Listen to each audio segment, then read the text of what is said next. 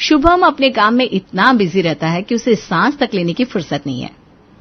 किसी तरह से ये काम खत्म हो और मैं घर जाकर सो जाऊं। इधर श्रुति गुस्से में अपना फोन हाथ में लिए इधर से उधर घूमने लगती है और शुभम को मिलाती है। काम में बिजी होने के कारण शुभम फोन नहीं उठा पाता। पता नहीं क्या कर रहा है, मैं यहाँ तैयार बैठी उसका इंतजार कर रही हूँ। रात के 10 बजे शुभम घर पहुंचता है। उसे देखती ही श्रुति चिल्ला पड़ती है, फोन नहीं दिखता तुम्हें?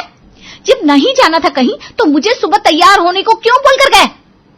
शुभम श्रुति को तैयार देखकर अपने माथे पर हाथ रखकर कहता है, ओह शिट जानो, सॉरी यार, मेरे दिमाग से एकदम निकल गया था। आज काम ही इतना था और बॉस का इतना प्रेशर कि पूछो मत। अब मैं खाना ऑनलाइन ऑर्डर कर देता हूँ। ऑनलाइन? अभी चलो मार्केट, मुझे शॉपिंग करनी है, मैं कब से वेट कर रही हूँ। मैं आज जाकर ही रहूंगी।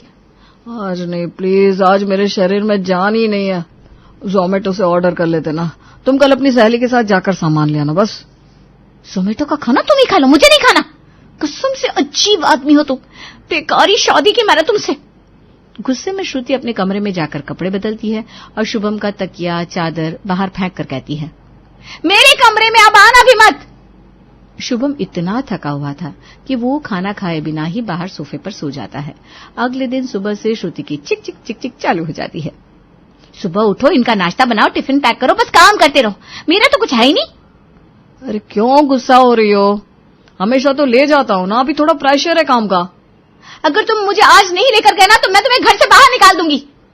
ठीक है भाई, ठीक है, आज मैं आने की पूरी कोशिश करूंगा बस।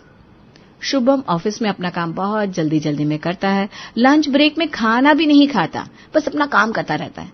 तभी उसका एक दोस्त सांकेत उससे कहता है, भाई तू खाना खाने नहीं आया, काम तो चलते रहेगा, पहले खाना जरूरी है। भैया आज मेरा घर जाना जरूरी है, नहीं तो मेरी बैंड बज जाएगी। शुभम सारी बातें सांकेत को बताता है। दोस्त एक बात बता, तू अपने गांव में रहता तब तो तेरी बीवी ये सब नहीं कहती, ना ही ऐसी कोई उठपटांग जिद करती। बात तो तू सही कह रहा है। कभी सोचा ऐसा क्यों होता है? तेरी बीवी को तेरी माँ का डर रहता है, यहाँ वो शेर बनकर तुझे अकेला देखकर चढ़ बैठती है। भाई घर में एक बड़े आदमी का होना बहुत जरूरी है, ऐसे ही हमारे पूर्वज नहीं कहते। वहीं बाग फूलता फूलता है जिसमें माली हो, माली बाग की देखभाल करता है। वैसे ही घर में एक गार्डियन होने से बहुएं डरी रहती हैं और सब कुछ व्यवस्थित ढंग से रहता है। यार तूने तो एकदम सही बात कही, मैंने ये कभी सोचा ही नहीं। पता है गांव की श्रुति में और शहर की श्रुति के अंदर बड़ा अंतर दिखता है मुझे।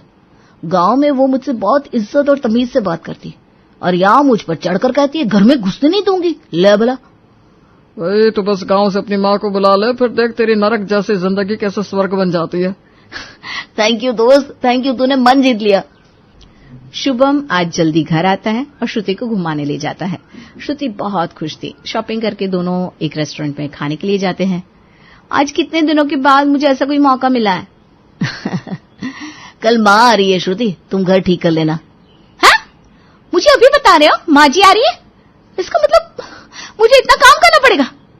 वैसे वो आ क्यों रही है अचानक, और तुमने मुझे पहले क्यों नहीं बताया? अरे अरे एक साथ इतने सवाल। आज ही माँ ने कहा कि वो आ रही है, मैं तुम्हें बताना भूल गया था। चलो घर जल्दी, कितना कुछ काम करना पड़ेगा, वरना तुम्हारी माँ तो ही कहेगी बहू ये चादर इतनी गंदी है, ये पर्दे ऐसे क्यों है, रसोई इतनी बिखरी पड़ी है। अरे बस बस, देखो ये सब तो तुम्हें और माँ को ही समझना होगा। श्रुति और शुभम घर चले जाते हैं। जाते ही श्रुति घर और रसोई को ठीक करने में लग जाती है। शुभम ये सब देखकर बहुत खुश होता है। ये तो जादू हो गया, श्रुति अब इन सब में लगी रहेगी और मैं आराम से अपना काम करूंगा। सांकेत ने तो मुझे बहुत अच्छा तोड़ बता दिया। चलो अब तो चले शुभम बाबू सोने। श्रुति काम करती रहती है और शुभम आराम से सो जाता है। अगले दिन शुभम खा पीकर ऑफिस चला जाता है। इधर बेचारी श्रुति अपनी सास के लिए खाने की तैयारी करने लगती है। मम्मी जी के लिए एक हरी सब्जी भी बनानी पड़ेगी, फिर वो बिना दही के खाती भी नहीं है। चावल, मूंग और आलू की सूखी सब्जी बना लेती हूँ। सब्जी काट के रख देती हूँ, रात में बस बनाना ही होगा। रात को यहाँ शुभम ऑफिस से आते वक्त रेखा को स्टेशन से लेते आता है। रेखा के आते ही श्रुति का शुभम की ओर तरीका बदल जाता है। श्रुति रेखा के पैर छूती है। मम्मी जी आप थक गई होंगी ना, आप नहा धो लीजिए, मैं खाना लगाती हूँ। बहू आते ही मुझे नहाने भेज देगी क्या? अरे बैठ के सुस्ताने तो दे, कितना चलना पड़ा प्लेटफॉर्म में। फिर ये सीढ़ी चढ़नी पड़ी, लिफ्ट खराब करवा दिया मेरे आने का पता चलते ही कि यह बूढ़ी चली जाए जल्दी। है? अरे नहीं मम्मी जी, आप बैठो, चाय बनाकर लाती हूँ मैं। श्रुति चाय बनाकर लाती है। दोनों माँ बेटे चाय पीते हैं। फिर रेखा नहा धोकर खाने को बैठती है। बहू खाना लगा दे, मैं और शुभम आज बड़े दिनों के बाद साथ में खाना खाएंगे। दोनों खाना खाने बैठते हैं। बहू खाना तो ठीक बना है, लेकिन खाने में छौंक राय की क्यों लगाए? मैंने तो जिंदगी भर जीरे का छौंक लगाया, तभी शुभम का पेट रह रह कर गड़बड़ हो जाता है।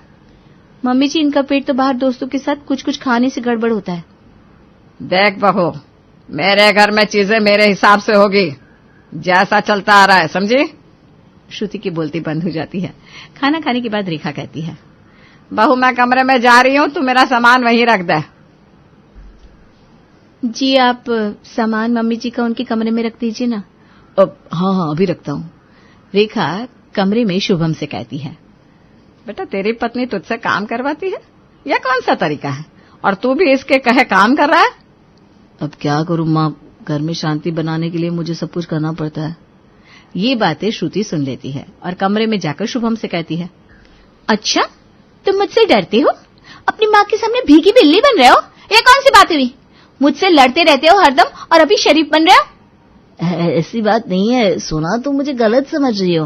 हाँ मैं ही गलत समझती हूँ, तुम सही समझते हो सब। माँ के सामने तो तुम्हारी बोली नहीं निकलती।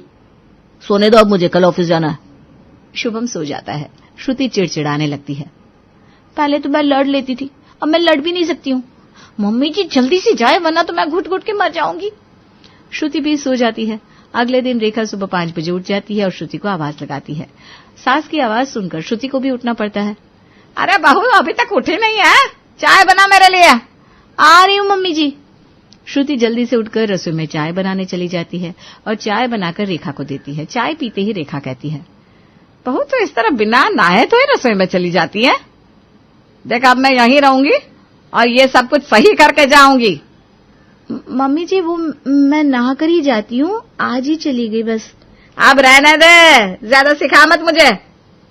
शुभम आराम से उठता है और श्रुति को इतना बिजी देखकर खुश हो जाता है। बस श्रुति ऐसे ही बिजी रहे, मेरी जिंदगी अच्छे से कटेगी। शुभम अपने काम में बिजी रहता है और यहाँ श्रुति घर के कामों में। इसी तरह हफ्ता बीत जाता है। श्रुति रेखा से पूरी तरह परेशान हो जाती है और शुभम से कहती है, अपनी माँ को भेजो ना यहाँ से, वरना पागल हो जाऊंगी मैं।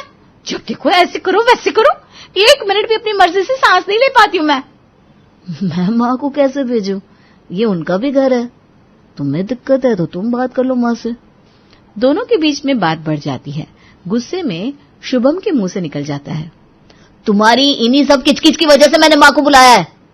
अच्छा तो तुमने इसलिए माँ को बुलाया है, बहुत अच्छा किया। तुम्हारी माँ अब हम दोनों के मैटर में आ गई। हाँ तुम्हारी माँ आ सकती है तो मेरी माँ भी आएगी। अब रहेगी मेरे ससुराल में मेरी माँ। कल ही मैं अपनी माँ को घर बुला रही हूँ। अब तुम देखो, मुझे तुम और तुम्हारी माँ क्या कोई काबू में नहीं कर सकता। ठीक है, मैंने कब कहा तुम अपनी माँ को मत बुलाओ। ठीक है, कल बात होती है तब। दोनों लड़ लड़ के सो जाते हैं। अगले दिन सुबह उठकर श्रुति अपनी माँ को फोन लगाती है और उसकी माँ जया कहती है, बेटा मेरा तेरे घर रहना अच्छा लगता है क्या? क्यों नहीं अच्छा लगता? शुभम की माँ भी तो पिछले 1 हफ्ते से मेरी छाती पर मूंग डल रही है। और तो और इसी ने बुलाया है अपनी माँ को ताकि मैं कुछ बोल ना सकूं। तुम्हें मेरी साइड लेने आना होगा माँ। अच्छा ठीक है, कल ही आती हूँ बेटा। श्रुति आज शांत रहती है क्योंकि अगले दिन उसकी माँ आने वाली होती है। अगले दिन सुबह सुबह रेखा रोज की तरह 5 बजे उठती है और उठते ही दरवाजे की बेल बजती है। इतने सुबह कौन आया होगा?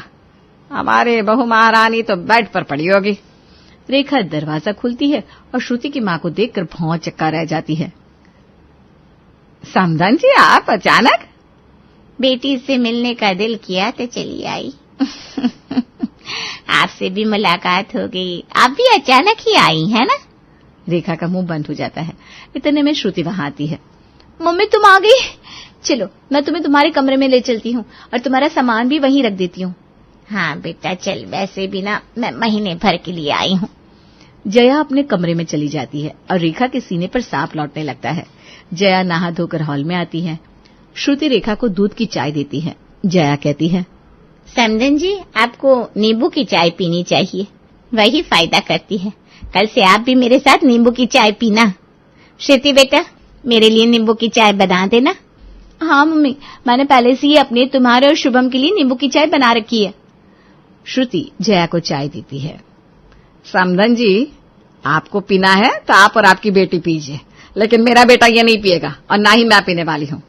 मेरे घर में जो प्रथा चल रही है वही चलती रहेगी आगे भी। ये कोई बात नहीं हुई समधन जी, फिर तो मेरी बेटी भी हमारे घर की प्रथा मानेगी। दोनों माएं आते ही आपस में भिड़ जाती हैं।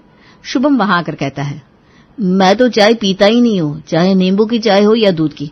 मैं कॉफी पीता हूँ, वो भी ऑफिस में। शुभम नहा धोकर खाने की टेबल पर आता है। जया और रेखा खाने का इंतजार कर रही थी। श्रुति खाना लगाती है। अपनी बेटी को इतना हड़बड़ में काम करते देख जया कहती है, अरे बेटा, तू अकेले क्या क्या करेगी? एक खाना बनाने वाली काम वाली रख ले। ये क्या जया जी, आप अपनी बेटी को क्या सिखा रही हैं? हमारे घर खाना बहुएं ही बनाती हैं, काम वालियों के हाथ का हम खाना नहीं खाते। हम 2 आदमी के खाने के लिए काम वाली लगाएंगे? आपके घर में क्या होता है उससे हमें क्या? मेरी बेटी ने बचपन से देखा है काम वालियों को काम करते। हमारे घर में हर चीज की काम वाली है। अब आप अपनी चलाएंगी तो हम भी अपनी चलाएंगे। मम्मी तुम पहले खाना खा लो ना। मम्मी कौन सा काम वाली बोलते ही काम वाली आ गई, खाना खाओ ना, गरम गरम है। सब खाना खाने लगते हैं। खाना तो मेरी बेटी बनाती है 1 नंबर। शुभम बेटा, तुम्हारी किस्मत अच्छी है जो मेरी बेटी मिल गई तुम्हें, वरना तुम्हारा क्या होता। मेरा बेटा हीरा है, हीरा। लड़कियों की लाइन लगी पड़ी थी इसके लिए। जितनी आजादी आपकी बेटी को इस घर में मिली है ना, कहीं नहीं मिलती। अरे छोड़िए, रहने दीजिए। अब सुबह सुबह क्या किसी के साथ बहस में लगूं। शुभम और श्रुति एक दूसरे की शक्ल देखने लगते हैं और इशारों में एक दूसरे से कहते हैं कि कहीं ये दोनों बहस ना कर ले। शुभम कहता है, मम्मी तुम मेरे साथ चलो ना, यहीं बगल में एक मंदिर है, तुम वहां दर्शन कर लेना, बहुत सुंदर मंदिर है। हाँ बेटा, ऐसे पता नहीं किसका मुंह दिख लिया है सुबह से। शुभम रेखा को लेकर मंदिर चला जाता है। यहाँ जया श्रुति से कहती है, बेटा तेरी सास की नाक में नथ डालनी पड़ेगी। तू ठीक कहती थी, बहुत परेशान करती है ये तुझे, लेकिन अब मैं आ गई हूं ना, इसकी एक नहीं चलने दूंगी। श्रुति देखती है कि जया तो पूरे फॉर्म में है, वो डर जाती है। नहीं नहीं मम्मी जी इतनी भी बुरी नहीं है। अरे रहने दे बेटा, तेरी सास कैसी है मैं देख रही हूँ सब। श्रुति नाश्ता करके अपने बाकी के काम करने लगती है। 12 बजे रेखा वापस घर आ जाती है और श्रुति को आवाज देकर कहती है, बहू 1 गिलास नींबू पानी बना कर देना, बहुत थक गई हूँ। जी मम्मी जी आ रही हूँ। श्रुति नींबू पानी बनाकर अपनी सास को देती है। शुभम मुझे मंदिर छोड़ ऑफिस चला गया था। दोपहर में ना कद्दू की सब्जी बना लेना और रात को चावल बनाना, ताकि शुभम भी गरम गरम खा सके। जी मम्मी जी। श्रुति रसोई में जाती है तो जया उसके पास जाकर कहती है, तो हर बात पर जी मम्मी जी क्या करती रहती है? आज हम दोनों माँ बेटी शाम में बाजार खाने पीने चलेंगे। ठीक है मम्मी। श्रुति कद्दू की सब्जी में चीनी डालती है। अरे इसमें चीनी कौन डालता है, ये क्या बात हुई? तभी रेखा वहां आकर कहती है, कौन क्या, हम चीनी खाते हैं, अब किसी को क्या दिक्कत है इसमें? दिक्कत मुझे क्या होगी, बस मेरी बेटी बेचारी कैसे खाना खाती होगी, उसे तो तीखा चरचरा खाना पसंद है। आपको इतनी ही अपनी बेटी की फिक्र थी तो उसे अपने घर पर रखते ना, शादी क्यों कराई उसकी? देखिए आप बात को कहां से कहां लेकर जा रही हैं। इतने में ही श्रुति सरसों का छौंक सब्जी में लगाती है। अरे बहू, जीरे से छौंक लगाया कर, कितनी बार तुझे कहा है, शुभम को दिक्कत हो जाएगी। हमारे घर में सरसों का छौंक ही लगता है। अब हर कुछ आपके हिसाब से नहीं होगा, हमारे घर के हिसाब से भी होगा। श्रुति जीरे का छौंक नहीं खाती, लगेगा तो खाने में सरसों का छौंक ही लगेगा। नहीं लगेगा तो जीरे का छौंक ही लगेगा, राई का नहीं। दोनों समधन बहस करने लगती है। मैं आधे राई और आधे में जीरे का छौंक लगा दूंगी, बस अब खुश दोनों। इसी तरह 3 दिन और बीत जाते हैं और हर छोटी छोटी बातों पर दोनों समधन आपस में भिड़ जाती हैं। श्रुति दोनों माओं से परेशान हो जाती है। क्या सोचकर मम्मी को बुलाया था और क्या हो गया। रात को श्रुति दाल चावल और चोखा बना देती है। शुभम कहता है, गोभी की सब्जी खाने का मन था, आज मेरी तबीयत ठीक नहीं है इसलिए ज्यादा कुछ नहीं बना पाई। रात को रोज चावल खाएगी तो क्या होगा, सब अपने नियम मेरी बच्ची पर थोप रहे हैं। श्रुति तू रोटी खा, अब नहीं खाना चावल रात को। आपके कहने का क्या मतलब है, हम आपकी बेटी को चावल खिला रहे हैं? हाँ आप ही खिला रहे हैं रोज रात को चावल। कि पहला घर देख रही हूँ जहाँ के नियम कानून इतने लगा रखे। अरे गलती कर दी मैंने अपनी बेटी यहाँ देकर। गलती तो हमसे हुई है जो अपने लड़के का रिश्ता आपके घर कर दिया। बेटी के मायके वाले कहाँ रहते हैं बेटी के ससुराल में, लेकिन आप है कि अपनी बेटी के ससुराल आकर बैठ गई है और ऊपर से अपनी चलाना भी चाह रही है यहाँ पर। दोनों में झड़प हो जाती है और कलेश बहुत देर तक चलते रहता है। श्रुति शुभम से जाकर कहती है, ये क्या किया हमने, अपनी पैर पर कुल्हाड़ी मार ली। एक छोटी सी लड़ाई से परेशान होकर हमने इतना बड़ा लफड़ा मोल ले लिया, अब क्या करें। तुम किसी भी तरह मम्मी जी को गांव वापस भेज दो। मैं मम्मी को वापस भेज देती हूँ, इनकी टिकट कटवाऊं कैसे भी करके। तभी रेखा कहती है, बहू अब नहीं कहेगी क्या तू, ससुराल में रहेगी मेरी माँ। बेटा अपने दोस्त के कहने पर अपनी माँ को सब बताना जरूरी है। मेरे जाने की टिकट मैंने बनवा ली थी मेरे बच्चों। मैं भी कल चली जाऊंगी। ये सबक तुम दोनों के लिए बहुत जरूरी था। पति पत्नी की लड़ाई में कभी तीसरे को आने नहीं देना चाहिए। हम तो वैसे भी जाने ही वाले हैं। तुम्हारी लड़ाई तो छोटी सी बात की है, लेकिन अगर कोई बड़ा मुद्दा भी हो ना तो पति पत्नी को आपस में सलटा लेना चाहिए, वरना कलेश इसी तरह बढ़ता जाता है और घर के बड़ों तक पहुंच जाता है। हम समझ गए मम्मी। दोनों माएं अपने अपने घर चली जाती हैं। श्रुति और शुभम को सबक मिल जाता है और दोनों एक दूसरे के साथ अच्छे से रहने लगते हैं। आज तक आपने देवरानी जेठानी वाली बहुत सी कहानी सुनी होगी और देखी भी होगी, लेकिन आज की हमारी कहानी में दो दो बहुएं तो जरूर है, लेकिन उनमें से ना कोई देवरानी है और ना ही जेठानी, वो तो हमरानी है। क्या हुआ, नहीं समझे? चलिए हम समझा देते हैं। आज की कहानी है राम और श्याम नाम के जुड़वा भाइयों की, जो मेरठ शहर में रहते हैं। राम और श्याम की माँ उर्मिला ने बचपन से ही अपने जुड़वा बेटों के लिए सब कुछ एक जैसा और एक समान ही किया था। जिस रंग के कपड़े राम के लिए आते, उसी रंग के हूबहू कपड़े श्याम के लिए भी खरीदे जाते। स्कूल से लेकर कॉलेज तक दोनों भाई एक साथ एक ही क्लास में एक ही बेंच पर बैठकर पढ़े थे। इतना ही नहीं, दोनों जुड़वा भाई बीमार भी एक साथ ही पड़ते और उन्हें भूख भी एक साथ ही लगती। एक दिन उर्मिला का पति मनोज कहता है, अरे भाग्यवान, तूने तो अपने दोनों बेटों को बिल्कुल ऐसा बना रखा है कि दोनों की पसंद नापसंद बिल्कुल एक जैसी हो गई है। हर काम दोनों साथ करते हैं। कल को शादी भी एक साथ ही करोगी क्या इनकी? अरे इसमें कहने वाली कौन सी बात है, मैं तो अपने जुड़वा बेटों के लिए कोई जुड़वा बहनें ही लेकर आऊंगी। अरे भाग्यवान, ये क्या बेहूदी बात हुई। अरे कोई ज़रूरी थोड़ी ना है कि अपनी दोनों बेटियों की शादी कोई एक ही घर में करना चाहे। और जुड़वा बहन लाने की बात कहने में जितनी आसान लगती है ना, निभाने में उतनी ही कठिन हो जाती है। सगी बहनें देवरानी जेठानी बन जाती है और देवरानी जेठानी में स्नेह हो ना हो, स्पर्धा ज़रूर होती है। क्यों जुड़वा बहनों का प्यार अपने ज़िद में कुर्बान करना चाहती हो? हाँ, बात तो आपकी सही है। ठीक है, जुड़वा बहनों से ना सही, अलग अलग घर से ही सही, लेकिन मैं शादी तो अपने दोनों बेटों की एक ही मंडप से कर सकती हूँ ना। अरे जब भगवान ही उन्हें दुनिया में साथ भेजा है तो हम कौन होते हैं उन्हें अलग करने वाले। मैंने तो जीवन भर यही कोशिश की है कि दोनों भाई साथ साथ मिलजुल कर रहें। अपने बेटों की शादी एक साथ करने की इच्छा को पूरी करने के लिए उर्मिला अपने दोनों बेटों के लिए लड़कियां देखना शुरू कर देती है। काफ़ी लंबे इंतज़ार के बाद आखिरकार उर्मिला को 2 लड़कियां पसंद आ ही जाती है, जिनके साथ वो अपने बेटे राम और श्याम की शादी करने को तैयार हो जाती है। शादी के बाद एकता, ज्योति बेटा, आज तुम दोनों का ही घर में पहला दिन है। अब तुम दोनों में देवरानी जेठानी जैसा छोटे और बड़े वाला रिश्ता तो है नहीं, इसलिए मैं तो यही कहूँगी कि तुम्हारा रिश्ता सबसे अलग और ख़ास है। चूँकि मेरे दोनों बेटे हम उम्र है तो तुम दोनों भी आज से हमरानी हो गई। अच्छा, वैसे तो आज तुम दोनों की ही पहली रसोई है, लेकिन दोनों साथ साथ बनाओगी तो पता कैसे लगेगा कि मेरी किस बहू के हाथ में अन्नपूर्णा का वास है। तो फिर भाभी क्या सोचा है आपने, दोनों से बारी बारी से खाना बनवाए क्या? हाँ दीदी, एकता सुबह का खाना बना देगी और ज्योति शाम का। क्यों बहू, ठीक है ना? ठीक है माँ जी, मुझे खाना बनाने के लिए थोड़ा सामान चाहिए होगा। बेटा सारी सब्जियां फ्रिज में है और मसाले रसोई में, फिर भी कुछ पूछना हो तो बता देना। एकता मनोमन सोचती है, ऐसा करती हूँ, स्पेशल मटर पनीर बना देती हूँ, उसके साथ स्पेशल स्टफ्ड टमाटर भी बना दूंगी। सब के सब उंगलियां चाटते रह जाएंगे। सबसे पहले मटर पनीर के लिए टमाटर उबालने को रख देती हूँ। ये सोचकर एकता फ्रिज में टमाटर ढूंढने लगती है। ये क्या, फ्रिज में तो एक भी टमाटर नहीं है, लेकिन माँ जी ने तो कहा था कि फ्रिज में सारी सब्जियां रखी हैं। क्या करूं, जाकर पूछ लूं क्या? ससुराल में पहला दिन था, इसलिए थोड़ा हिचकिचाते हुए एकता अपनी सास के पास जाती है। माँ जी, मुझे टमाटर ढूंढने से भी नहीं मिल रहा है, आप ढूंढ कर दे देंगी क्या? अरे बहू, टमाटर होंगे तब मिलेंगे ना, घर में कोई टमाटर नहीं है। हैं?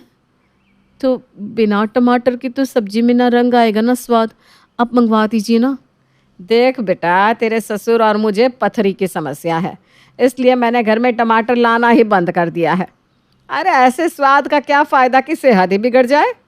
पहले मैं टमाटर ला कर रखती थी, सोचती थी हमारे अलावा बाकी लोग तो खा ही सकते हैं, लेकिन फिर ना टमाटर देखकर मन में लालच पैदा हो जाता, इसलिए अब तो ना टमाटर आएगा ना उसे कोई खाएगा। अरे ये क्या बात हुई, अब अगर टमाटर ही नहीं है तो फिर मैं खाना कैसे बनाऊंगी? अरे बहू, तू तो ऐसे कह रही है जैसे टमाटर के बिना सब्जी बन ही नहीं सकती। तेरी जानकारी के लिए बता दूं, मैं सालों से बिना टमाटर डाले ही सबके लिए मैं खाना बना रही हूँ। हमारे खाने में तो ऐसी कोई समस्या नहीं आई। अरे कोई फर्क नहीं पड़ता, सब ना मन के सोचने की बात है बस। घर में अदरक, लहसुन, प्याज, मसाले, बाकी सब कुछ तो है। क्या प्याज लहसुन? मेरी मम्मी तो हमेशा बिना लहसुन प्याज का ही खाना बनाती थी। ना तो मैंने आज तक प्याज वाला खाना बनाया है और ना ही खाया है। मैंने तो आज तक प्याज लहसुन को हाथ तक नहीं लगाया। सिर्फ मैं ही नहीं, मेरे परिवार में कोई भी लहसुन प्याज को छूता भी नहीं। बेटा, फिर तो तेरा भगवान ही भला करे।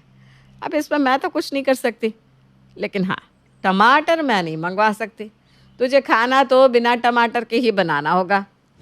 सास की बात सुनकर बहू एकता बुझे मन से रसोई में जाती है और बिना लहसुन, प्याज और टमाटर वाला खाना बनाने लगती है। एकता अपनी तरफ से कोशिश तो बहुत करती है कि खाना स्वादिष्ट बन पाए, लेकिन उसकी लाख कोशिशों के बाद भी खाने से स्वाद नदारत ही रहता है डाइनिंग टेबल पर। बुरा मत मानना एकता, लेकिन इससे ज़्यादा बदस्वाद खाना मैंने आज तक नहीं खाया। अरे तुम्हारी मम्मी तो कह रही थी कि तुम इतना स्वादिष्ट खाना बनाती हो कि सब उंगलियां चाटते रह जाते हैं, लेकिन यहाँ तो तुमने एक भी चीज़ खाने लायक नहीं बनाई। आपके यहाँ बिना टमाटर का खाना बनता है ये मुझे पता ही नहीं था। मुझे तो टमाटर की ग्रेवी बनाकर सब्जी बनाने की आदत है। आप चिंता मत करिए, मैं धीरे धीरे बिन टमाटर का खाना बनाना भी सीख जाऊंगी। सीख जाओ तो ही अच्छा है, नहीं तो मेहरबानी करके तुम खाना मत बनाना। पहली रसोई में ही पति के मुंह से अपने खाने के बारे में ऐसा सुनकर एकता को बहुत बुरा लग रहा था। बेटा, ऐसा नहीं बोलते, अभी अभी वो नए घर में आई है, धीरे धीरे मैं सब सिखा दूंगी। अगर तू ऐसे बोलेगा तो उसका सारा कॉन्फिडेंस ही खत्म हो जाएगा। मम्मी, आपको पता है ना मैं फूडी हूँ, और फूडी बंदे को ऐसा बेस्वाद पानी जैसा खाना खिलाओगे तो वो तारीफ तो करेगा ही नहीं। मेरी तो पहली रसोई का सत्यानाश हो गया। अब देखती हूँ ये ज्योति कैसे खाना बनाएगी, और बनाएगी भी तो क्या बनाएगी, मेरी तरह ब्लंडर ही करेगी और फिर बातें सुनेगी। खैर मुझे क्या, जैसे मुझे ताने सुनने को मिले हैं, अगर ज्योति को भी मिले तब मेरे दिल को सुकून आएगा। शाम के समय ज्योति रसोई में जाती है और सबके लिए खाना पकाने लगती है। कुछ देर में ज्योति खाना बनाकर टेबल पर लगा देती है। जैसे ही शाम पहला टुकड़ा मुंह में रखता है, उसके चेहरे की रंगत बदलने लगती है। अरे वाह, मज़ा ही आ गया, ये हुई ना बात। श्याम की बात सुनकर एक एक करके सभी लोग खाना टेस्ट करते हैं और ज्योति की तारीफ करने लगते हैं। ऐसा कैसे हो सकता है, बिना टमाटर डाले इसने अच्छा खाना बनाया तो बनाया कैसे? अब तो ये सबकी नज़र में ऊपर चढ़ जाएगी। देखो ज्योति भाभी ने कितना स्वादिष्ट खाना बनाया है, तुम भी भाभी के साथ रहकर थोड़ा कुकिंग सीख लो, कम से कम हम लोग टॉर्चर होने से तो बच जाएंगे। खाने में तो पता नहीं चल रहा कि इसमें टमाटर नहीं है, रंग, रूप और स्वाद सब एकदम परफेक्ट है। पता लगाना ही पड़ेगा कि आखिर इसका राज क्या है। कहीं ऐसा तो नहीं कि सबकी नज़र में अच्छी बनने के लिए इसने टमाटर डालकर सब्जी बनाई हो और अब भोलेपन का नाटक कर रही हो। अगले कुछ दिनों में यही सिलसिला लगातार दोहराया जाता रहता है। एकता लाख कोशिश करके भी खाने लायक भोजन पका नहीं पा रही थी और ज्योति हर रोज़ लाजवाब खाना बना रही थी। अब चाहे जो हो जाए, आज मैं ज्योति के खाने का राज जानकर ही रहूंगी। अगले दिन जब ज्योति खाना बनाने के लिए रसोई में जाती है तो एकता छिपकर उसे देखने लगती है। जैसे ही ये सब्जी में डालने के लिए टमाटर निकालेगी, मैं तुरंत इसकी पोल खोल दूंगी। आखिर घर में भी तो सबको पता चले ना कि उनकी लाडली बहू मना करने के बाद भी रोज सब्जी में टमाटर डाल के बना रही है। एकता बहुत देर तक रसोई में छिपकर ज्योति को देखती रहती है, लेकिन ज्योति सचमुच में कोई टमाटर सब्जी में डालती ही नहीं। अरे दिवा, इसने तो वाकई सब्जी में कोई टमाटर नहीं डाला, फिर इसकी सब्जी इतनी स्वादिष्ट कैसे बन जाती है? आज मैं सामने से इसी से पूछ लेती हूँ, तभी ये राज खुलेगा। ज्योति, हम दोनों ने एक साथ इस घर में कदम रखा है, लेकिन फिर भी सब तुम्हारे हाथ के खाने के मुरीद हो गया है। क्या तुम मुझे भी अपने खाने का सीक्रेट बता सकती हो? क्या सीक्रेट? अरे ऐसा कोई सीक्रेट है ही नहीं, मैं तो बस नॉर्मल तरीके से खाना बनाती हूँ। अच्छा, मैं बिन टमाटर का खाना बनाती हूँ ना, तो सब्जी में ना तो रंग आता है ना ही स्वाद, पर जब तुम बनाती हो तो कोई बता ही नहीं सकता कि तुम्हारी सब्जी में कुछ चीज़ की कमी है। देखो, सबसे पहली बात तो यह है कि तुम सब्जी में प्याज लहसुन नहीं डालती हो, और जब टमाटर भी नहीं डलेगा तो फिर सब्जी में बचेगा ही क्या। इसीलिए तुम्हारी सब्जी में रंग रूप नहीं होता। और मैं सब्जी में लहसुन, प्याज, अदरक, मिर्ची सब पीस कर डालती हूँ, जिससे ग्रेवी ठीक हो जाती है। और टमाटर हम सब्जियों में क्यों डालते हैं? खटास के लिए ना। तो बस टमाटर के स्वाद की पूर्ति करने के लिए मैं सब्जी में थोड़ा सा अमचूर पाउडर मिला देती हूँ, और सब्जी में रंग सुंदर आए उसके लिए थोड़ी सी कश्मीरी मिर्च डाल देती हूँ। बस हो गई सब्जी तैयार। तुम भी मेरी ट्रिक का इस्तेमाल करके सब्जी बना सकती हो। लेकिन मुझे तो प्याज लहसुन वाला खाना बनाना आता ही नहीं। अरे तुम चिंता ना करो, मैं तुम्हें सब सिखा दूंगी, ठीक है? आज से हम दोनों मिलकर खाना बनाएंगे। तुम देखती रहना, जल्दी सब कुछ बनाना सीख जाओगी। कुछ ही दिनों में एकता भी ज्योति की तरह प्याज लहसुन वाला खाना बनाना सीख गई थी, और अब उसे भी बिना टमाटर सब्जी बनाने और खाने में कोई दिक्कत महसूस नहीं हो रही। रोहन और कनक दोनों कहने को संजना के देवर और ननद थे, लेकिन मम्मी पापा के चले जाने के बाद उनकी भाभी संजना और बड़े भाई नवीन ने उन्हें सगे माँ बाप से बढ़कर प्यार किया। वो दोनों उनकी जिम्मेदारी अच्छे से निभा सके, इसलिए उन्होंने कभी खुद के बच्चे के बारे में भी नहीं सोचा। बस उन्होंने उन दोनों को ही अपनी संतान मानकर उनकी हर ख्वाहिश को पूरा किया। क्या बात है, बड़ी देर से देख रही हूँ, इस तरह गुमसुम क्यों बैठी है? मन में कोई बात है तो मुझे बता। वो भाभी, कॉलेज की पढ़ाई ना बहुत मुश्किल हो गई है। मैं सोच रही थी कि कोचिंग में एडमिशन ले लूं। अरे तो ले लेना, इसमें इतना क्या सोच रही है? भाभी, कोचिंग की फ़ीस ना बहुत ज़्यादा है, पर मंथ 5,000, इसलिए सोच रही हूँ कि रहने दूँ। अरे तुझे किसने बोला पैसों के बारे में सोचने को? हाँ, तेरे भैया भाभी है ना अभी सब संभालने के लिए। मैं तुझे फीस दे दूंगी, तू कोचिंग में एडमिशन ले ले। थैंक यू सो मच भाभी।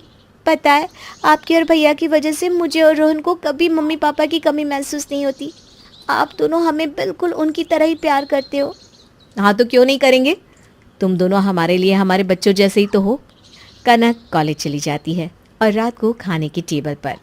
क्या बात है भाई रोहन, तुझे आधे घंटे से देख रहा हूँ, कभी इधर से उधर जा रहा है, फिर उधर से इधर आ रहा है। क्या चल रहा है तेरे दिमाग में? पक्का इसे कुछ चाहिए, लेकिन बोल नहीं रहा है। अरे बता दे अपने भैया को जो भी चाहिए, इतना परेशान होने की जरूरत नहीं है। भाभी, अब बिना बोले सब कुछ कैसे समझ जाती हो? इतने से थे जब इस घर में मैं आई थी। तुम दोनों की हर छोटी छोटी हरकत का पता है मुझे।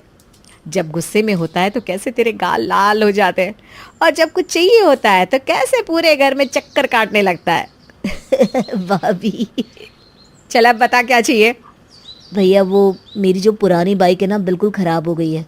थोड़ी दूर चलाता हूँ फिर अपने आप बंद हो जाती है। कितनी बार तो कॉलेज से धक्का मार कर घर तक लाना पड़ता है मुझे। मैं कह रहा था आप मुझे कोई सेकेंड हैंड ही बाइक दिला दो तो। अरे तो इस बात को कहने के लिए तू इतना हिचक क्यों रहा है?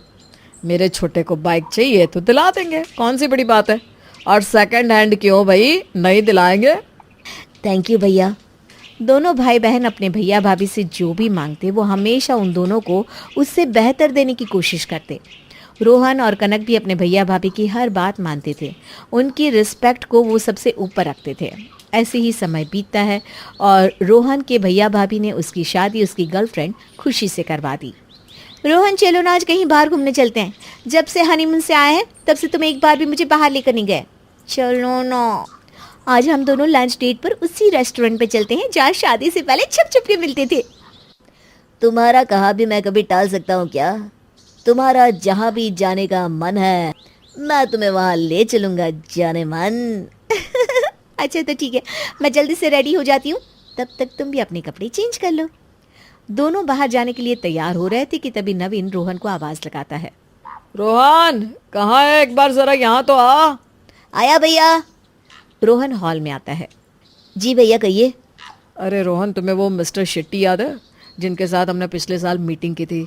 ऑर्डर हाथ में आते आते रह गया था। इस बार उन्होंने बहुत बड़ा ऑफर दिया है। मुझे अभी मिस्टर ओबेरॉय के साथ एक इम्पॉर्टेंट मीटिंग में जाना है, वरना मैं ये सब कुछ हैंडल कर लेता। अगर तुम फ्री हो तो तुम मीटिंग के लिए चले जाओ। हाँ भैया मैं तो फ्री ही हूँ, आप चिंता मत कीजिए, मिस्टर शेट्टी के साथ मैं मीटिंग कर लूँगा। चलो ठीक है, फिर मैं चलता हूँ।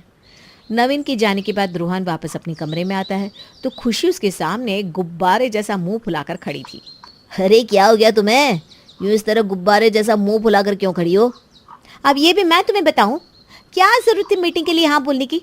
भैया को बोल सकते थे ना कि मैं अभी खुशी के साथ लंच डेट पर जा रहा हूँ, मीटिंग पोस्टपोन भी तो हो सकती थी। अरे खुशी ये कैसी बात कर रही हो तुम, क्लाइंट के साथ ऐसा नहीं कर सकते। वैसे भी भैया पिछले साल से उस क्लाइंट के लिए बहुत मेहनत कर रहा है, फाइनली उनके साथ मीटिंग करने का मौका मिल रहा है तो ऐसा तो नहीं कर सकते। सारा का सारा मूड खराब कर दिया। काम तुम्हारे भैया का और मीटिंग में जाओ तुम। वो क्लाइंट इतना ही इंपॉर्टेंट है उनके लिए तो खुद क्यों नहीं चले गए वो मीटिंग में? खुशी ये तुम भैया के बारे में किस तरह से बात कर रही हो? वो मेरे लिए मेरे भैया नहीं बल्कि मेरे पिता समान है। बचपन से उन्होंने मुझे अपने बच्चे की तरह पाला है, तो क्या मैं उनके लिए उनका ये छोटा सा काम भी नहीं कर सकता? ठीक है तो करो फिर। खुशी जरा यहाँ आना, तो खाना बनाने में मेरी मदद कर दो। आ रही हो दीदी। कहाँ बाहर जाकर मजे से लंच करने वाली थी और अब घर में रुककर इनके साथ खाना बनवाओ। खुशी मुंह बनाकर किचन में चली जाती है। बोलिए दीदी। सुनो खुशी, परसों नहाते हुए ना मेरे कान में ज़रा पानी चला गया था, तब से कान बहुत दर्द कर रहा है। तुम सबके लिए खाना बना लो ना। ये दोनों भाई जब भी किसी मीटिंग में जाते हैं तो बाहर ज़्यादा कुछ खाते पीते नहीं हैं, मीटिंग से आते ही खाना मांगेंगे। तो तुम मटर पनीर की सब्जी बना लेना, और सुनो ये दूध रखा है ना, इसको फाड़ कर इसका पनीर बना लेना। दोनों भाई बाहर का पनीर खाते ही नहीं है, पेट में दिक्कत हो जाती है ना। ठीक है दीदी। खुशी को समझाकर संजना डॉक्टर के पास चली जाती है। अलग ही ड्रामे इन सब के। अरे भाई पूरी दुनिया दुकान से पनीर ला कर ही खाती है, इन्हें घर में अलग तामझाम करने के अलग ही शौक लगे हुए हैं। मैं नहीं फाड़ने वाली इस दूध से कोई पनीर वनीर। जब दुकान पर इतनी आसानी से पनीर मिल जाता है तो खामखा मैं इतनी मेहनत क्यों करूं? खुशी दूध के पतीले को फ्रिज में रख देती है और सामने वाली दुकान से पनीर लाकर उसकी सब्जी बना देती है। शाम को सभी घर आते हैं। अरे भाभी जल्दी से खाना लगा दो, बहुत भूख लगी है। लगवा रही हूँ भाई, लगवा रही हूँ। वैसे भी आज सारा खाना तेरी खुशी ने बनाया है, तो आज तो खाने में तुझे अलग ही स्वाद आने वाला है।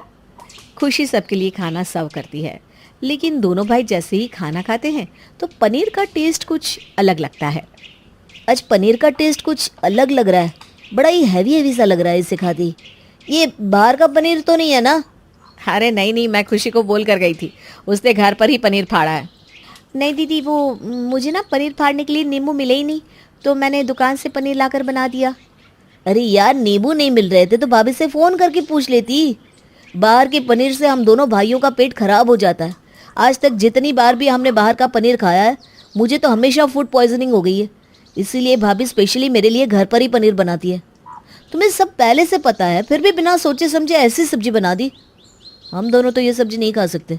भाभी आप प्लीज़ हमारे लिए दोबारा सब्जी बना दो ना। ठीक है, मैं बना देती हूँ। संजना जल्दी जल्दी में सबके लिए दाल बना कर ले आती है और दोनों भाई बड़ी ही खुशी से उसे खा लेते हैं। पर यह देखकर खुशी बुरी तरह जल भून जाती है।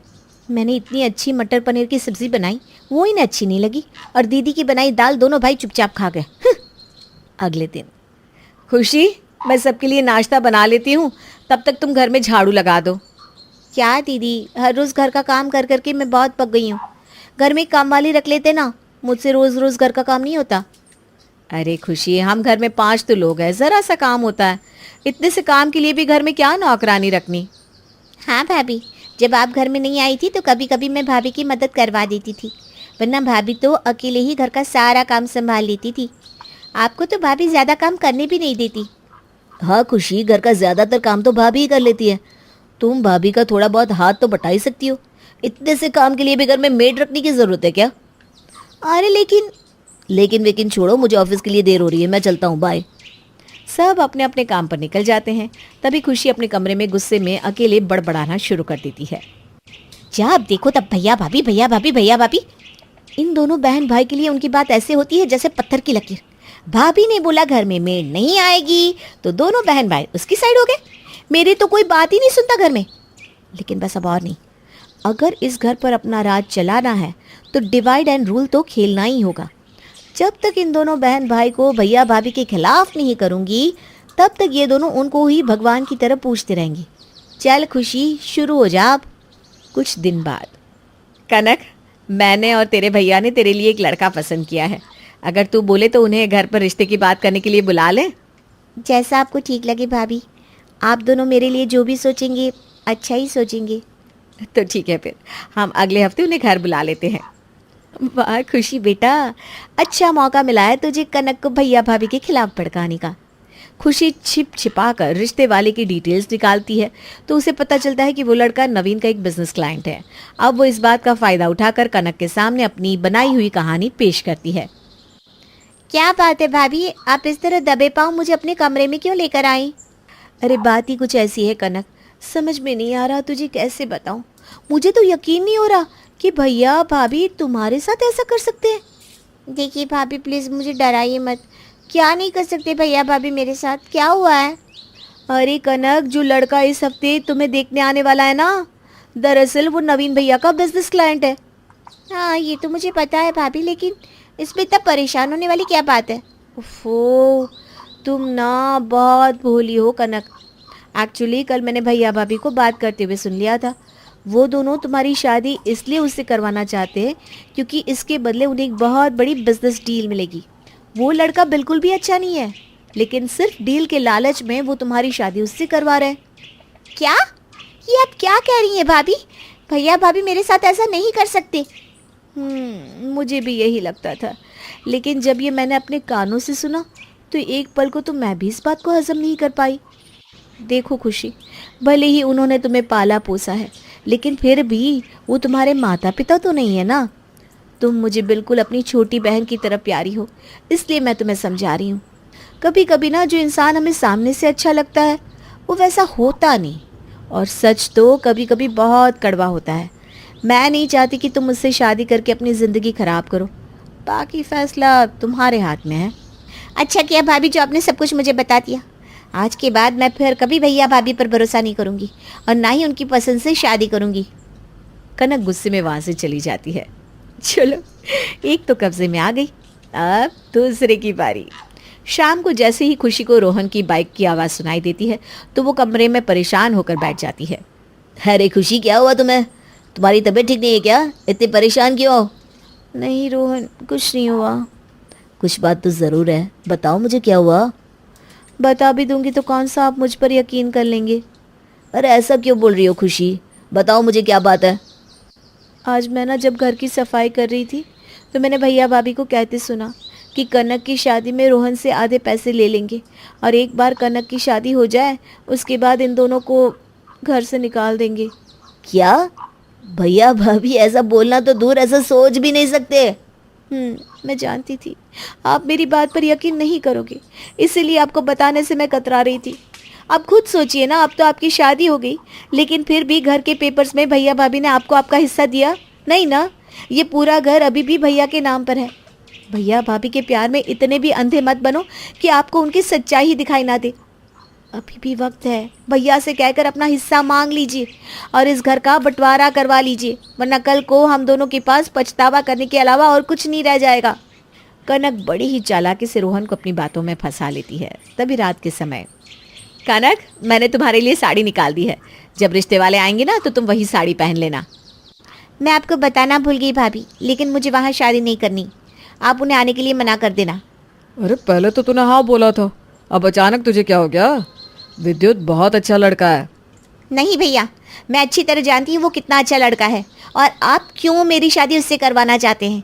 मुझे उस लड़के से शादी नहीं करनी, और प्लीज़ मैं इस बारे में और कोई बात नहीं करना चाहती। मैं अपने कमरे में जा रही हूँ। अरे इससे अचानक क्या हो गया?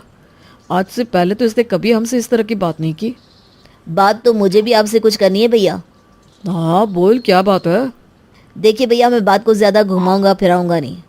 हम दोनों चाहते हैं कि आप हमें इस घर में से हमारा हिस्सा दे दें। हम दोनों अपना सेपरेट घर बनाकर रहना चाहते हैं। आसान शब्दों में आप घर का बंटवारा कर दीजिए। अरे ये तुम कैसी बात कर रहे हो रोहन? हम सब एक साथ इतने अच्छे से रहते हैं, फिर भला घर का बंटवारा करने की क्या ज़रूरत है? देखिए भाभी, मैं अब आपकी इन चिकनी चुपड़ी बातों में और नहीं आने वाला। मैं आपसे बहस नहीं करना चाहता, लेकिन इस घर पर जितना हक भैया का है उतना ही हक मेरा भी है। इसलिए जितनी जल्दी घर का बंटवारा हो जाए उतना ही अच्छा है। मैं कल ही वकील को घर पर बुला लूँगा। अरे लेकिन नहीं संजना, कोई लेकिन वेकिन नहीं। अगर ये ऐसा चाहता है तो फिर ऐसा ही होगा। चलो अपने कमरे में चलते हैं। नवीन और संजना बड़े ही परेशान चेहरों के साथ अपने कमरे में चले जाते हैं। अगले दिन वकील घर पर आकर घर का बंटवारा कर देता है और घर का बंटवारा करवाने के बाद रोहन खुशी के साथ अपने सेपरेट घर में रहने लगता है। आखिरकार जो मैं चाहती थी वो हो ही गया। इस खुशी से आज तक कोई नहीं जीत पाया। तो भैया भाभी क्या चीज़ है? अब कोई भैया भाभी की किटकिट नहीं, आराम से जो मर्जी अपने घर में करूँगी। अब कनक भी हमेशा अपने भैया भाभी से उखड़ी उखड़ी रहती, कभी सीधे मुंह से बात तक नहीं करती। और घर का बंटवारा होने के बाद कभी रोहन भी उनका हालचाल पूछने नहीं आता। जिन दोनों को अच्छा भविष्य देने के लिए नवीन और संजना अपने बच्चों को भी इस दुनिया में नहीं लाए, आज खुशी की वजह से वो दोनों उनके चेहरे की ओर देखना भी पसंद नहीं करते थे। अब नवीन और संजना का मन अंदर ही अंदर उन्हें काटने को दौड़ता था। ऐसे ही कुछ समय बीता और खुशी प्रेग्नेंट हो गई। उसकी प्रेगनेंसी का 9वां महीना चल रहा था, लेकिन उसके पास उसकी देखभाल करने के लिए कोई भी नहीं था। तुम प्लीज़ थोड़े दिन के लिए ऑफिस से छुट्टी ले लो, मैं इस हालत में अकेली नहीं रह सकती। तो मैं क्या करूँ खुशी? मेरे सर पर इतने सारे खर्चों का प्रेशर है कि मैं चाहकर भी ऑफिस से छुट्टी नहीं ले सकता। तुम अपने मायके में फ़ोन करो ना, तुम्हारी माँ या भाभी थोड़े दिन यहाँ आ जाएगी। मैंने फ़ोन किया था, लेकिन भाभी ने कहा कि उन्हें पहले ही बहुत काम है और माँ की तबीयत भी ठीक नहीं है। अगर इस वक्त हम भैया भाभी के साथ होते तो तुम्हें किसी को कॉल करने की ज़रूरत ही नहीं पड़ती। भाभी अकेले ही सब संभाल लेती। बस करो, मुझे यहाँ तुम्हारी भाभी की बड़ाई नहीं सुननी। तुम्हें ऑफिस जाना है ना, जाओ अपने ऑफिस। रोहन ऑफिस के लिए निकल जाता है। तभी पीछे से खुशी को अचानक लेबर पेन स्टार्ट हो जाता है। वो रोहन को बार बार फ़ोन करती है, लेकिन मीटिंग में फ़ोन साइलेंट होने की वजह से उसे कॉल का पता ही नहीं चलता। जब खुशी के पास कोई ऑप्शन नहीं बचता तो वो हार कर अपनी जेठानी संजना को ही फ़ोन करती है। संजना अपना सब काम छोड़कर तुरंत ही खुशी को हॉस्पिटल लेकर जाती है, जहाँ संजना एक प्यारी सी बच्ची को जन्म देती है। कितनी प्यारी है, बिल्कुल तुम पर गई है। तुम्हें पता है, मैं भी हमेशा से चाहती थी कि मेरी भी ऐसी ही प्यारी सी बेटी हो, लेकिन रोहन और कनक को संभालने में कभी अपने बच्चे के बारे में सोचने का मौका ही नहीं मिला। दोनों के साथ इतना घुल मिल गई कि उन दोनों को हमेशा मैंने अपने बच्चों की तरह पाला। लेकिन ये कहते हुए संजना की आंखों में आंसू आ गए। उसका दर्द उसकी आंखों में साफ छलक रहा था। आज अपनी बच्ची को जन्म देने के बाद खुशी संजना और नवीन के मन में रोहन और कनक के लिए उनकी ममता समझ पाई। उसे आज अपने किए पर बहुत पछतावा हुआ। मुझे माफ़ कर दीजिए दीदी। जब कनक और रोहन जी आपकी और नवीन भैया की हर बात में हाँ मिलाते थे तो मुझे बिल्कुल अच्छा नहीं लगता था। मैंने कनक और रोहन जी को आपसे इतना दूर कर दिया। मुझे माफ़ कर दीजिए भाभी। मैं फिर से आपकी देवरानी बनकर आपकी छाया में रहना चाहती हूँ। नहीं चाहिए मुझे कोई बंटवारा। आप तो रोहन जी की बड़ी भाभी थी, लेकिन फिर भी आपने उन्हें माँ से बढ़कर प्यार किया। इस परिवार को तोड़कर मैंने बहुत बड़ा पाप किया है। आज मुझे अपने पाप का प्रायश्चित करने का एक मौका मिला है। मैं इस मौके को नहीं गंवा सकती। मैं कब से इस दिन के इंतज़ार में थी कि तुम दोनों फिर से हमारे साथ रहने आ जाओ। और अब तो हमारी गुड़िया रानी भी हमारे साथ उस घर में रहेगी। रोहन आता ही होगा, तुम उसके साथ गुड़िया को लेकर घर आना। तब तक मैं घर जाकर तुम्हारे स्वागत की तैयारी करती हूँ। अंत में खुशी को अपनी गलती का एहसास हो ही जाता है और वो सभी के सामने सब कुछ सच सच कबूल करके सबसे माफ़ी भी मांग लेती है और फिर से उनका पूरा परिवार उसी तरह प्यार से मिलजुल कर एक साथ रहने लगता है। ये कहानी है रिया की, जिसकी अभी अभी शादी हुई थी और अपनी रसोई में खड़ी रिया ये सोच रही थी कि आज क्या बनाया जाए। क्या बनाऊं नाश्ते में? पोहा बनाऊं क्या? नहीं, घर में किसी को पोहे से एलर्जी है। पर किसे एलर्जी थी? वो कॉपी कहाँ गई? मैंने सारी डिटेल्स लिख कर तो रखी थी। और रिया पूरे किचन में उस डायरी को यहाँ वहाँ ढूंढना शुरू कर देती है। कुछ देर बाद शकुंतला किचन में आती है। क्या ढूंढ रही है बहू? मुझे पूछ, मैं बता देती हूँ, ऐसे हड़बड़ा मत। नहीं है ना, तू भूल गई होगी। वो मैं किचन का सामान नहीं ढूंढ रही हूँ मम्मी जी। मैंने एक नोट बना कर रखा था जिसमें मैंने लिख रखा था कि घर में कौन क्या खाता है क्या नहीं, उस हिसाब से खाना बनाऊंगी ना। इस तरह लिखा पढ़ी करके रसोई संभलती है क्या बहू? रसोई तो प्रेम से चलती है। 2-4 दिन सबका काम करती रहेगी तो अपने आप ज़बान पर याद हो जाएगा कि किसे क्या पसंद है और क्या नहीं। चल अब कोई बात नहीं, तू डोसा बना ले। ठीक है मम्मी जी। ये कहकर शकुंतला रसोई से बाहर चली जाती है। पर असली प्रॉब्लम तो अब स्टार्ट होती है। डोसे के लिए तो डोसा मेकर लेकर आई थी, पर सांभर कैसे बनाऊं? सांभर में कौन सी दाल जाती है? मम्मी को कॉल लगाती हूँ। किसी भी नई विवाहिता की तरह अपनी रसोई की समस्या हल करने के लिए रिया अपनी माँ को फ़ोन लगाती है। क्या करूं मम्मी, कुछ समझ में नहीं आ रहा। कौन से दाल की सांभर बनती है? वो गोल गोल वाली या जो वो पीली पीली छोटी वाली होती है उसकी? और ये मसूर की दाल कौन सी होती है मम्मी? और ये एक ऑरेंज कलर की दाल भी दिख रही है, ये कौन सी नई दाल है अब? अरे रुक जा मेरी लाडो, मुझे पता था शादी के बाद तुझे ये सारी प्रॉब्लम आएगी, इसीलिए तो मैं तुझे पहले ही ट्रेनिंग दे रही थी। पर नहीं, तू तो सुनती नहीं थी। मुझे अंदाज़ा था, इसीलिए मैंने एक चार्ट पेपर में दाल के दानों को चिपका दिया था और नीचे उनका नाम लिख दिया था। जा तू अपना बैग देख, तेरे बैग के साइड चेन में होगा वो चार्ट पेपर, उसमें देख ले। मम्मी तुम ना होती तो मेरा क्या होता। Love you love you love you. अभी तक अपनी डायरी ढूंढ रही रिया अब दाल की लिस्ट का चार्ट पेपर ढूंढना शुरू कर देती है। सारा सामान तो उलट दिया, न जाने कहाँ रखा है मम्मी ने चार्ट पेपर। और इसी में और आधा घंटा निकल जाता है। अपनी बहू के नाश्ते की प्रिपरेशन देखने के लिए शकुंतला किचन में जाती है तो देखती है कि रिया तो किचन में है ही नहीं। अरे रिया बहू कहाँ चली गई? अपनी बहू को ढूंढती हुई शकुंतला उसके कमरे में पहुंचती है, जहां वो देखती है कि रिया ने अपने कमरे को उथल पुथल कर रखा है। अरे तू अभी भी सबकी पसंद नापसंद वाली लिस्ट ढूंढ रही है क्या बहू? यही करती रहेगी तो नाश्ता कब बनाएगी? मम्मी जी मुझे ना कुछ समझ में नहीं आ रहा था कि सांभर किस दाल से बनती है, तो मैं ना वही दाल की लिस्ट ढूंढ रही हूँ, बस अभी मिल ही जाएगा। सवेरे सवेरे रसोई छोड़कर अगर बहू कमरे में चीज़ें ढूंढती रहेगी ना तो बन गया नाश्ता और संभल गई रसोई। ऐसे रसोई नहीं संभली जाती बहू। कभी चिट्ठी, कभी चार्ट पेपर, सारी पढ़ाई लगता है यहीं कर लेगी तू। बेचारी रिया फटाफट जाकर किसी तरह नाश्ता तैयार करती है। और ये तो एक ही इंसिडेंट था, रसोई के काम में तो कितनी सारी प्रॉब्लम्स आती है, ये तो हर गृहिणी जानती ही होगी। एक रोज रिया किचन में काम कर रही थी कि पीछे से प्रेम आता है। ऑफिस नहीं गए तुम? ना, नहीं गया। आई एम सो सॉरी रिया, मैं तुम्हें टाइम ही नहीं दे पा रहा हूँ, इसलिए आज मैंने वर्क फ्रॉम होम ले लिया है। सो आज का मेरा सारा वक्त तुम्हारा। और तभी प्रेम की फोन पर उसके बॉस का कॉल आता है। 2 मिनट सांस नहीं लेने देगा ये बॉस। हाँ सर, मैं लॉगिन करके ही बैठा हूँ। स्क्रीन सामने ही है सर, कुछ सर्वर इश्यू है आई गेस। अच्छा रिया, मैं कमरे में जा रहा हूँ, तुम प्लीज 1 कप कॉफी पहुंचा देना। ये मिला मुझे इनका टाइम। रिया जल्दी से प्रेम के लिए कॉफी बनाना शुरू करती है। पर सिर्फ कॉफी क्या दूंगी प्रेम को, साथ में ब्रेड जैम भी ले जाती हूँ, कुछ खा लेगा बेचारा, हल्का नाश्ता भी हो जाएगा, फिर कुछ देर में कुछ अच्छा बना लूंगी।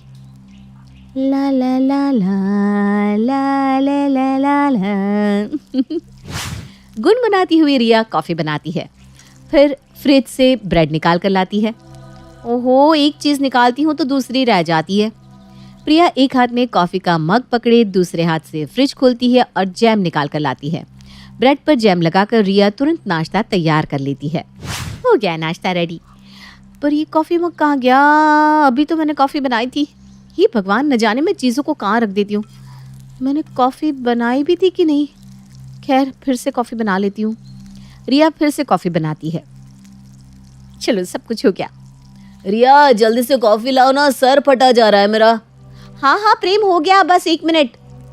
इस ब्रेड और जैम को वापस फ्रिज में रख देती हूँ, वरना मेरे पीछे से मम्मी जी किचन में आ गए तो फिर से कहेंगी एक रसोई नहीं संभाली जाती, सब स्लैब पर छोड़ गई। रिया जैसे ही फ्रिज खोलती है तो देखती है कि कॉफी का मग तो फ्रिज में है। ये भगवान, मैं ना पागल हो जाऊंगी। रिया चाय नाश्ता लेकर प्रेम के कमरे में जा रही थी कि हॉल में बैठी शकुंतला कहती है, कमरे की तरफ ही जा रही है ना बहू? तो तो मेरे ड्रॉअर से पेन किलर का पत्ता लेती है आना। तेरे पापा जी के सर में अभी बहुत तेज दर्द है। न जाने इन बाप बेटे को आज क्या हो गया है, दोनों ही सर पकड़े बैठे हैं। हाँ मम्मी जी, अभी 1 मिनट में लाई। रिया फौरन अपनी सास के कमरे में जाती है, उन्हें पेन किलर ला कर देती है और फिर जाती है प्रेम के कमरे में। क्या? क्या क्या? अरे कॉफी कहाँ है? ये मेरे हाथ में तो है। हैं? कॉफी कहाँ गई? मेरे हाथ में ही तो थी। क्या रिया, इतनी देर से 1 मिनट करके तुम क्या लेकर आए हो? कुछ भी नहीं। इससे अच्छा मैं खुद ही कॉफी बना लेता। एक रसोई तक सही से नहीं संभली जाती तुमसे। पर मैं किचन से कॉफी और ब्रेड जैम लेकर आई थी तुम्हारे लिए। तुमने कहीं खा तो नहीं लिया ना? सच बोलो। देखो कहाँ है, ढूंढो। मैंने तो नहीं पी कॉफी। हमेशा की तरह तुम कहीं रखकर भूल गई होगी। अरे कहाँ से मिलेगी कॉफी कमरे में? बाहर टेबल पर छोड़कर जो चली गई है। तुमसे ना एक रसोई नहीं संभाली जाती। 2 काम में ये इधर का उधर कर देती है। पहले की तरह जॉइंट फैमिली होती ना तो न जाने इस घर का क्या होता। क्या तुम बहू को हर वक्त ताना देती रहती हो? कितने दिन हुए उसे आए? समझ में वक्त लगता है इंसान को। 2 महीने में क्या क्या सीख लेगी? थोड़ा समय दो, धीरे धीरे आदत पड़ जाएगी। अरे समझ तो उसे आ जाएगी, पर उसकी समझ आते आते मेरी समाधि का समय ना हो जाए।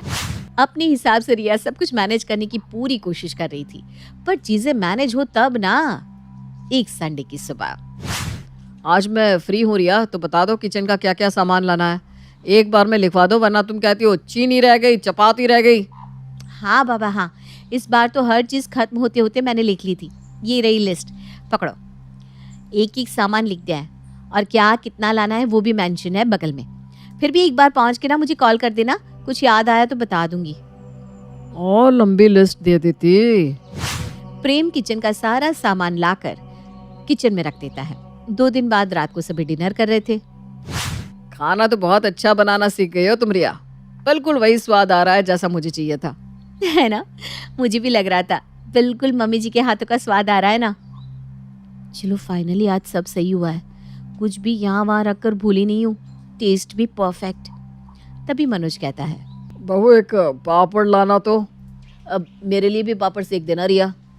पापड़ के बिना तो खाना पूरा ही नहीं होता। मेरे लिए भी एक सेक देना बहू। रिया फौरन किचन में जाती है और पापड़ का डब्बा खोलती है। हे भगवान, पापड़ तो आधा ही है। अब इस आधे पापड़ में से मैं किस किस को दूं? किचन से उस आधे पापड़ को खाती हुई रिया बाहर आती है। वो क्या है ना मम्मी जी, पापड़ खत्म हो गया था। मेरा मतलब है कि हो गया है। अरे अभी 2 दिन पहले तो राशन आया था बहू। तुझे बताना चाहिए था ना प्रेम को कि पापड़ खत्म होने वाले हैं। वो तो गया ही था राशन लाने, ये भी लेता आता। देख लीजिए, आप ही कहते थे ना समझ जाएगी। 6 महीने हो गए शादी को, क्या समझी है? एक रसोई नहीं संभलती बहू तुझसे। एक सुबह मनोज और शकुंतला हॉल में बैठे थे। 9 बजने को आए, अभी तक बहू उठी नहीं। लगता है उसकी तबीयत ठीक नहीं है। मैं ही जाकर सभी के लिए चाय बना लेता हूँ। मनोज किचन में जाता है और फ्रिज से दूध निकालता है। माँ के सामने चाय बनाई थी आखिरी बार। रसोई में आते ही सारी यादें ताज़ा हो गई। सब कुछ लग रहा है पहले की तरह है। ऐसी चाय बनाकर पिलाऊंगा सभी को कि सब पीते रह जाएंगे। वैसे चाय पत्ती कहाँ है? मनोज इधर उधर सारे डब्बों को खोलकर देखना शुरू कर देता है, पर उसे कहीं भी चाय पत्ती नहीं मिलती। ये चाय पत्ती कहाँ है? चाय पत्ती के बिना चाय कैसे बनेगी? बहू से पूछ कर आता हूँ। मनोज शोर ना करते हुए अपनी बहू के कमरे में जाता है। मैं कुछ देर में किचन में आती हूँ पापा जी। वो क्या है ना, मेरी तबीयत कुछ ठीक नहीं लग रही है। अरे कोई बात नहीं बेटा, तू बैठ, हम देख लेंगे। मैं किचन में चाय बना ही रहा हूँ। बस ये बता दे कि चाय पत्ती कहाँ रखी है तूने? भुजिया की पैकेट नहीं है क्या? आलू भुजिया की पैकेट के अंदर है। वो क्या है ना, उसके ऊपर चेन रहती है ना, तो आराम से चीज़ें पैक हो जाती है।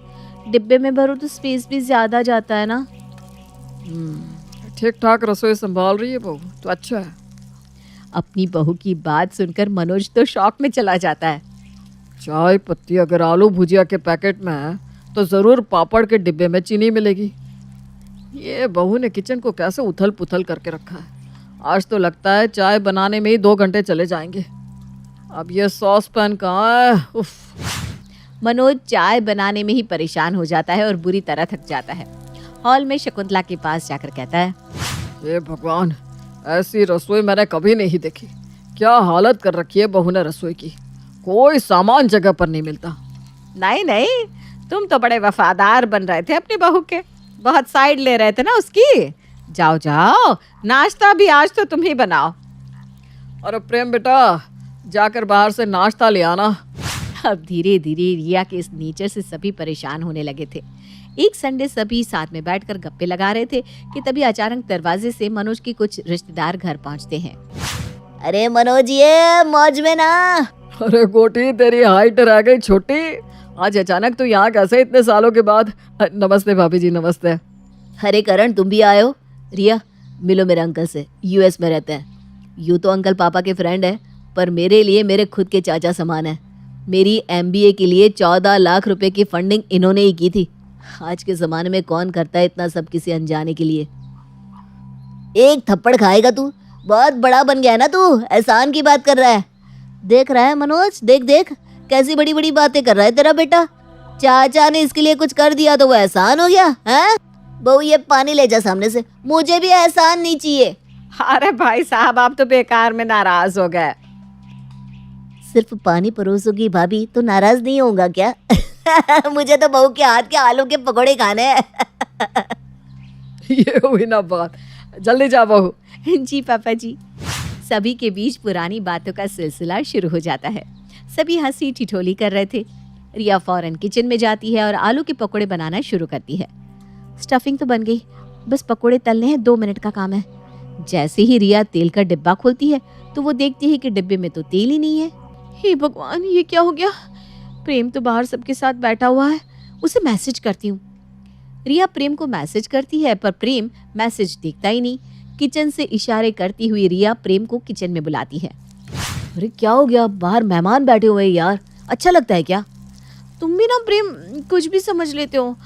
मैं तुम्हें इसलिए बुला रही थी कि वो तेल ना खत्म हो गया है, पकोड़े कैसे तलूं? तुम्हारे किचन में हमेशा कुछ ना कुछ घटा ही रहता है। तुम्हें तेल तो देख कर रखना चाहिए था रिया। अब मैं क्या करूँ, सामने से अगर तेल लेकर आऊंगा तो अंकल क्या समझेंगे कि हमारे घर में तेल भी नहीं रहता। अच्छा, मैं ऑफिस का कुछ बहाना करके बाहर निकलता हूँ और किचन की खिड़की से अंदर तेल तुम्हें पकड़ा दूंगा। अच्छा सुनो, बाहर जा रहे हो ना तो धनिया पत्ता भी लेते आना। और कुछ? नमक, मिर्च, इलायची, गुड़ और कुछ? नहीं नहीं, सब है। ठंडा भी लेते आना, क्या पता मांग ले। ऑफिस का बहाना करके प्रेम घर से बाहर जाता है और सामान लाकर रिया को खिड़की से पकड़ाते हुए कहता है, अब हमारी इज्जत बनाए रखना रिया, सभी के सामने। जल्दी से पकोड़े बनाकर ले आओ। जल्दी जल्दी पकौड़े बनाकर रिया बाहर लाकर डाइनिंग टेबल पर रखती है कि गौतम कहता है, ये पायल, पकोड़ों के ऊपर लाल लाल क्या चल रहा है? आउच, ये क्या काट रहा है मुझे तब से? ये मर जाने मच्छर। अब बेटा खिड़कियां बंद कर दे। चींटियां चींटियां, अरे पापा पकोड़े के ऊपर तो लाल लाल चींटियां चल रही है, हटाओ इसे, कोई मेरे ऊपर चढ़ गई है तो। अरे ऐसा कैसे हो सकता है? मैंने तो अभी आधे घंटे पहले ही लक्ष्मण रेखा लगाई थी। परेशान कर दिया है ये निगोड़ियों ने। गर्मी आई नहीं कि आना शुरू हो जाता है। मेहमानों के सामने करवा दी ना बेइज्जती, पड़ गई तेरे कलेजे को ठंडक। क्या बताऊं मैं भाभी जी, ये परेशान कर दिया है मेरी बहू ने मुझे। एक रसोई नहीं संभाली जाती इससे। कोई बात नहीं भाभी जी, धीरे धीरे संभाल लेगी। इसे तो ले जा बेटा, और कुछ बनाने की जरूरत नहीं है, कुछ भी मत बनाना। मम्मी, मेरी बॉडी में देखो ना कैसे बम्स आ गए। मुझे डॉक्टर के पास जाना है mummy, I am not feeling good. माफ करना मनोज, पर अगली बार मिलते हैं। ये कहकर गौतम की फैमिली वहां से चली नहीं भाग जाती है। तुम किचन छोड़ ही दो रिया, तुम्हें पता भी है कितना बड़ा नुकसान करवा दिया है तुमने हमारा। अंकल यहाँ कुछ देर और रुकते तो अच्छी खासी मोटी रकम देकर जाते हमें। छोटे मोटे लोग नहीं है वो। बस बात हुआ, अब मैं और नहीं संभाल रही किचन, आप लोग अपनी रसोई खुद संभालिए। और इतने दिन से चुपचाप सब कुछ सुन रही रिया आज बोल पड़ती है, और बोलती भी है तो ऐसा। 5 साल बाद बिस्तर पर लेटी हुई कांपती हुई आवाज में शकुंतला अपनी बहू को आवाज लगाती है। अरे बहू, तू प्रेम की कॉफी मेरे कमरे में रख कर चली गई और मेरी दवाई ले गई। अब मेरी दवाई अपने ससुर जी को मत दे देना। ओहो, अब चौक कैसे लगाऊं? हिंग तो मंगवाना ही मैं भूल गई। प्रेम जी। 5 साल बाद भी रिया से उसकी रसोई संभाली जाती ही नहीं है।